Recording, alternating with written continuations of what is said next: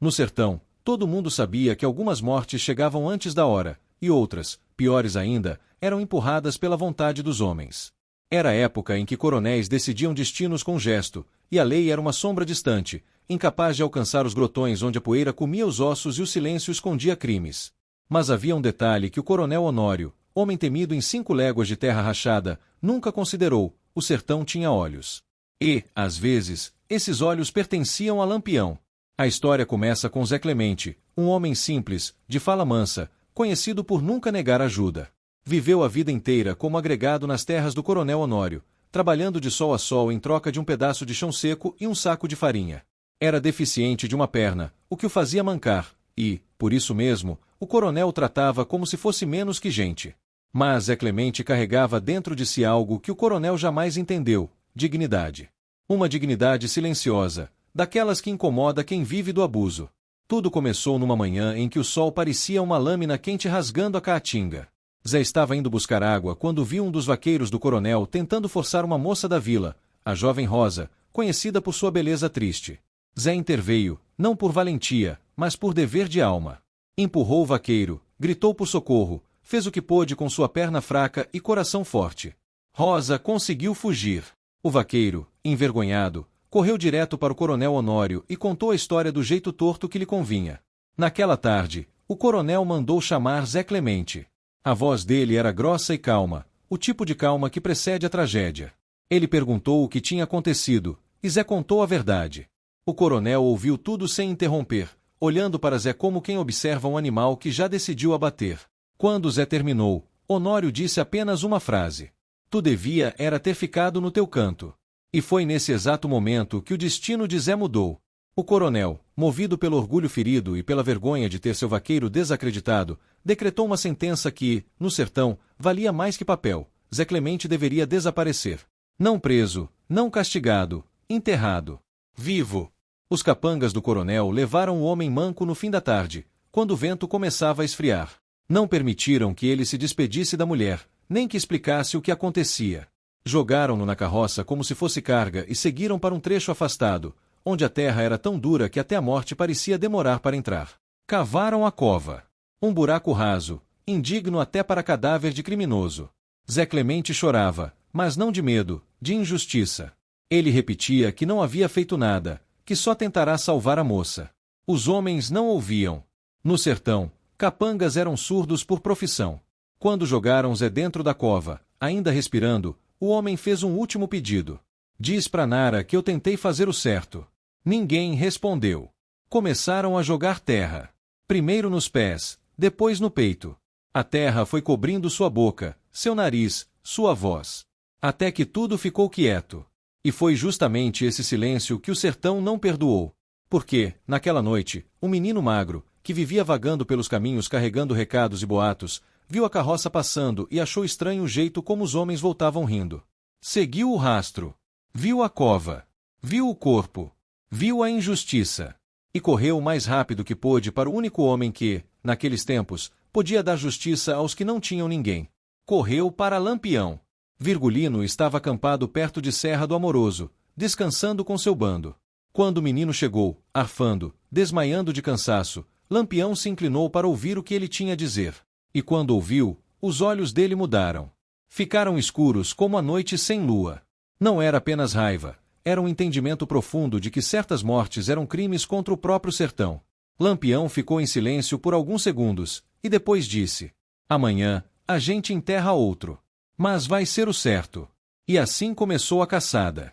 Lampião, ao lado de Coriscos, Zé Sereno e mais 20 homens, seguiu a trilha dos cavalos do coronel. Não era difícil. Os capangas tinham deixado marcas profundas na areia.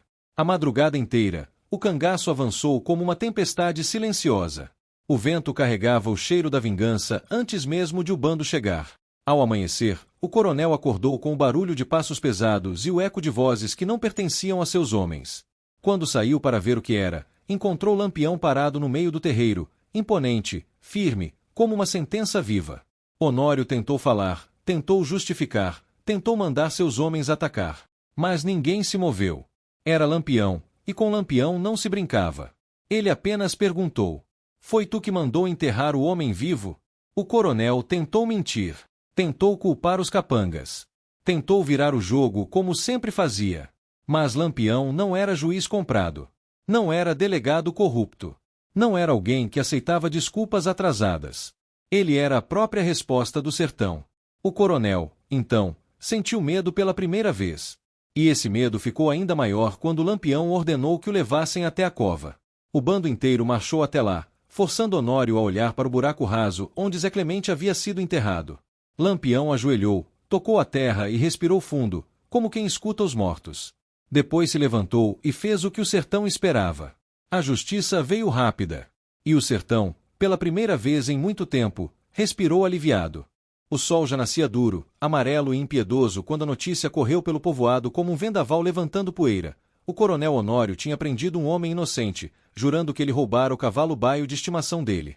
Aquele cavalo valia mais para o coronel que qualquer alma cristã que morasse naquelas bandas, e por isso ninguém se espantou quando ele jurou, cuspindo no chão, que o culpado ia pagar com carne, com osso e com silêncio eterno.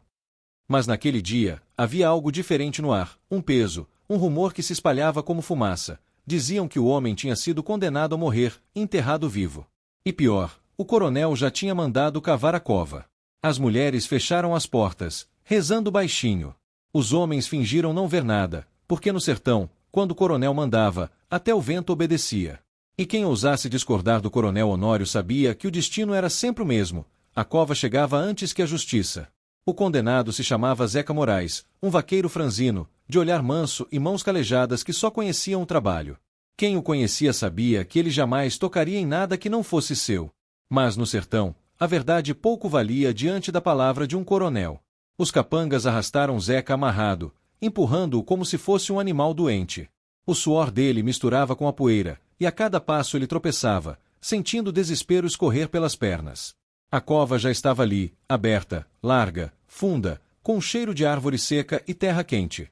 O chão parecia respirar. Os homens jogaram ele no buraco sem cerimônia, e as mulheres que assistiam de longe levaram as mãos à boca para conter o grito. O coronel se aproximou da beira da cova, ajeitou o chapéu bordado de ouro e falou com uma frieza que gelou o ar. Quem mexe no que é meu, dorme com a terra. Zeca tentou explicar, implorar, chorar, mas a boca seca não deixava nem a voz sair. Lá em cima, como se fossem abutres esperando o fim, os capangas começaram a empurrar a terra com as pás. E a cada montinho que caía, o coração de Zeca batia mais rápido, mais alto, mais desesperado. Um homem enterrado vivo sente a vida saltar para fora, como se cada punhado de chão fosse um pedaço da alma sendo arrancado. Mas então, no momento em que a terra já cobria metade do corpo dele, o barulho ecoou, um estrondo seco, forte, inconfundível. Depois outro. Os capangas se entreolharam. O coronel enrijeceu a mandíbula. O terceiro estampido cortou o silêncio como uma navalha. Não era tiro de pistola comum. Não era barulho de caçador.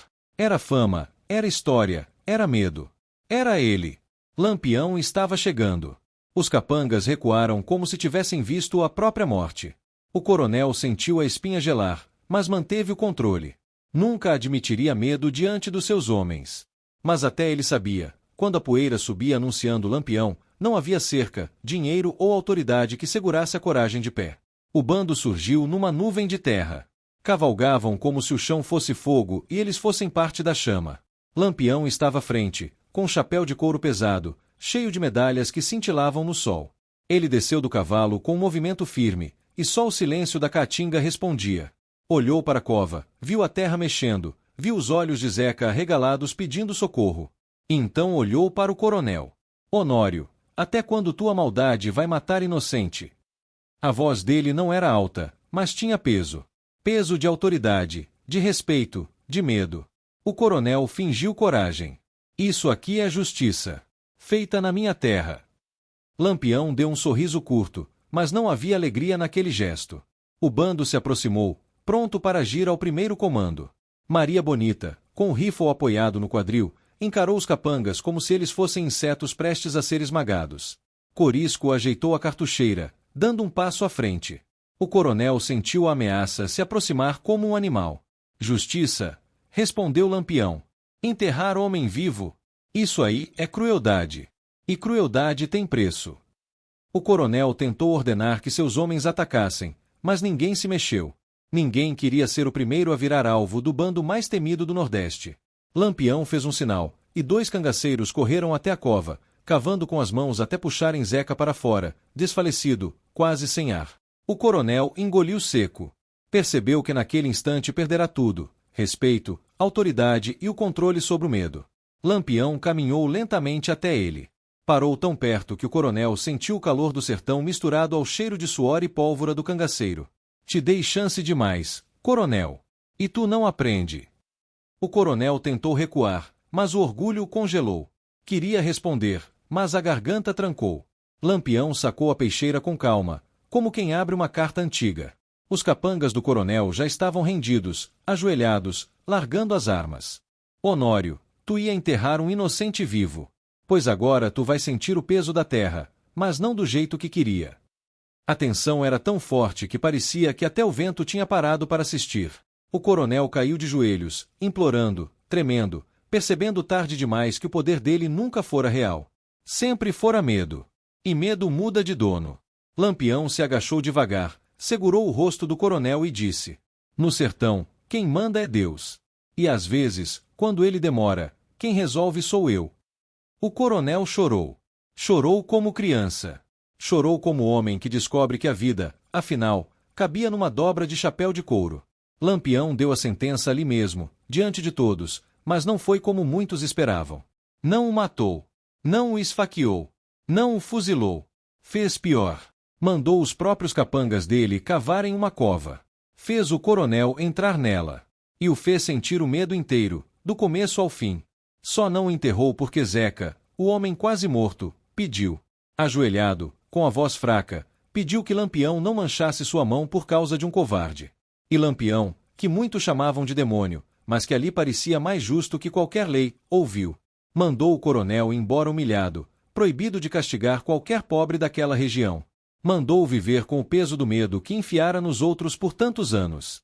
E todos ali sabiam, um coronel sem medo era forte, mas um coronel aterrorizado pelo próprio reflexo, esse nunca mais seria o mesmo. O povo assistiu tudo com olhos brilhando. Zeca chorou de gratidão. E o bando de Lampião partiu novamente pela Caatinga, deixando para trás a marca de que, no sertão, quando a maldade ultrapassava limites, havia sempre uma chance de justiça, mesmo que viesse do cangaço.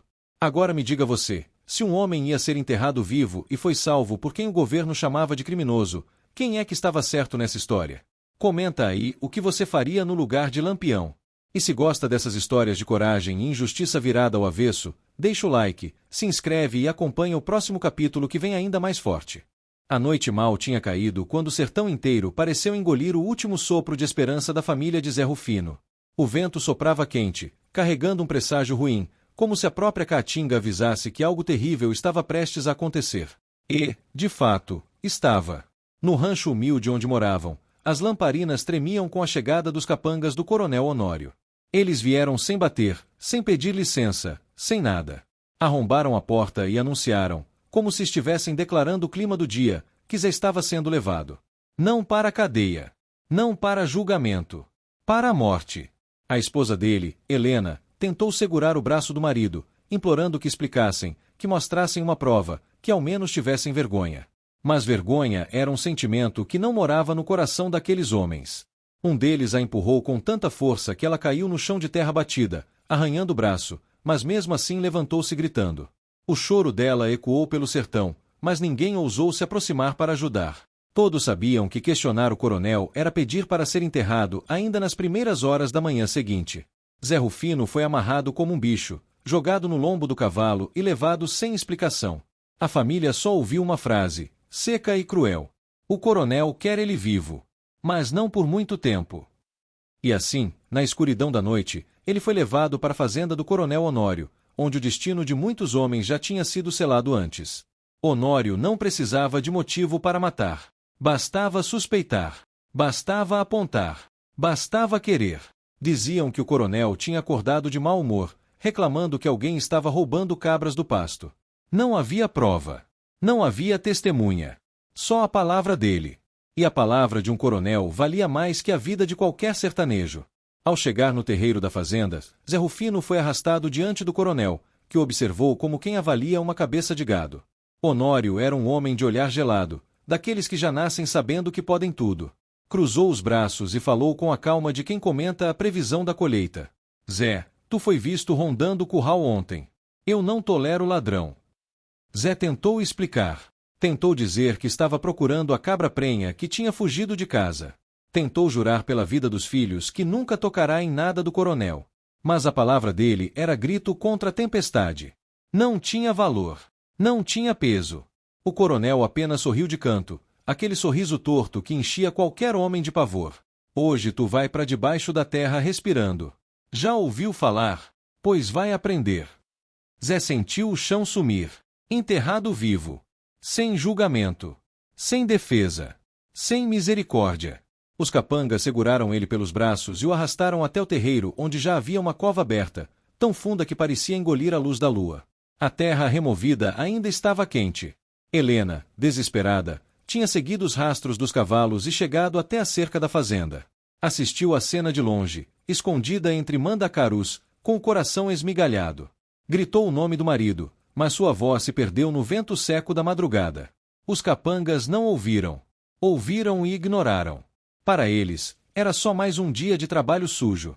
Quando empurraram Zé dentro da cova, ele caiu de bruços, levantando uma nuvem de poeira. O chão gelado bateu nas costas dele como tapa de morte. Ele tentou se levantar, mas um capanga apontou o rifle diretamente para sua cabeça. O último pedido é agora. Depois é só silêncio. Mas Zé não pediu nada. Não pediu nem por ele. Pediu pelos filhos, por Helena, pela chance de voltar para casa uma última vez. O coronel fez um gesto com a mão, ordenando que começassem. Os homens começaram a empurrar terra para dentro da cova. Montinhos pequenos, que logo viraram montes maiores. A terra batia no corpo de Zé como pedradas. Ele tentava respirar, tentava mover os braços, tentava sair, mas a cada movimento sentia o peso aumentar. O desespero virou pânico. Ele gritava, mas o som saía abafado, sufocado. Helena, escondida, chorava, tremia, implorava para Deus mandar um milagre. E talvez tenha mandado. Ou talvez o sertão mesmo tenha respondido. Porque lá longe, bem longe, um clarão riscou o céu. Era como se um trovão tivesse perdido o caminho. Depois, outro clarão. Mas não eram trovões. Eram tiros. Tiros ritmados, fortes, secos. Tiros que carregavam nome. O coronel se virou impaciente. O que é isso? O terceiro disparo ecoou com mais força. Os capangas pararam com as pás suspensas, olhando uns para os outros, como se a morte tivesse tocado o ombro deles. O coronel Honório praguejou, mas o medo já tinha começado a subir pela espinha. Os disparos eram aviso. Aviso de chegada. E quem chegava, não pedia licença. Quando a poeira começou a subir ao longe, o coronel percebeu. E percebeu tarde. Um arrepio percorreu os homens ao redor. Até os cavalos sentiram. Era Lampião. O bando avançava como tempestade de areia. Chapéus de couro reluzindo na luz da lua, cartucheiras batendo no peito, rifles levantados como lanças de guerra. Liderando tudo, Lampião. O rosto firme, o passo preciso, a autoridade de quem sabe que o sertão cala quando ele chega. Helena levou a mão à boca, tomada por esperança e pavor ao mesmo tempo. Não sabia se Lampião vinha salvar ou destruir, mas sabia que qualquer coisa era melhor que ver o marido enterrado vivo. Lampião desmontou do cavalo e caminhou até o terreiro, encarando o coronel. Não falou alto. Não precisava. Sua presença já falava por ele. Honório, de novo tu mexendo com quem não merece. O coronel tentou disfarçar o nervosismo. Isso aqui é justiça. Lampião olhou para a cova, viu a terra mexendo, viu o desespero sob o chão. Isso aí não é justiça, corno velho. Isso é maldade. Os cangaceiros cercaram os capangas do coronel, que largaram as armas quase sem resistência. O coronel sentiu o mundo encolher ao redor dele. Com um gesto rápido, Lampião ordenou que cavassem. Não para enterrar, mas para salvar. 2 homens pularam para dentro da cova e começaram a remover a terra com rapidez. Zé estava quase desacordado, respirando fraco, mas vivo. Quando puxaram ele para fora, Helena correu como quem corre para renascer. Agarrou o marido com força, chorando sem controle. Lampião observou a cena por alguns segundos, e a dureza nos olhos dele pareceu fissurar por um instante. Honório, tu ia enterrar um pai de família vivo. Até onde vai tua loucura? O coronel, tremendo, ainda tentou sustentar a postura. Eu sigo as leis da minha terra. Tu não segue lei nenhuma. Segue só tua crueldade. Lampião se aproximou e o coronel deu 2 passos para trás, tropeçando em si mesmo. Os homens dele assistiam humilhados, derrotados, rendidos. Hoje a cova era para ele, disse Lampião, apontando para Zé. Mas pode muito bem acabar sendo tua. A lua iluminava o rosto do coronel, que estava pálido, apavorado. A vida dele pendia dos lábios de Lampião. Bastava uma ordem. Uma palavra. Maria Bonita se aproximou, rifle em punho. Manda, Virgulino. Esse aí já passou da conta. Corisco, irritado, deu um passo à frente. Esse desgraçado já matou o mais inocente que Seca. O coronel caiu de joelhos, suplicando, chorando, tremendo como nunca um homem tão poderoso tinha tremido em vida. Lampião observou. Respirou fundo. E decidiu. Levanta daí. Tu não vai morrer pela minha mão. Mas vai viver para sentir medo. E medo, corrói. Os cangaceiros puxaram o coronel pelo braço e o colocaram diante da própria cova, que ainda estava aberta. Lampião apontou para ela com o queixo. Olha bem. Era tu que ia mandar um homem para lá. Agora tu vais saber o que é encarar teu próprio fim. O coronel chorou, soluçou, tremeu feito criança. Chegou a desmaiar por segundos. A alma dele saiu do corpo e voltou.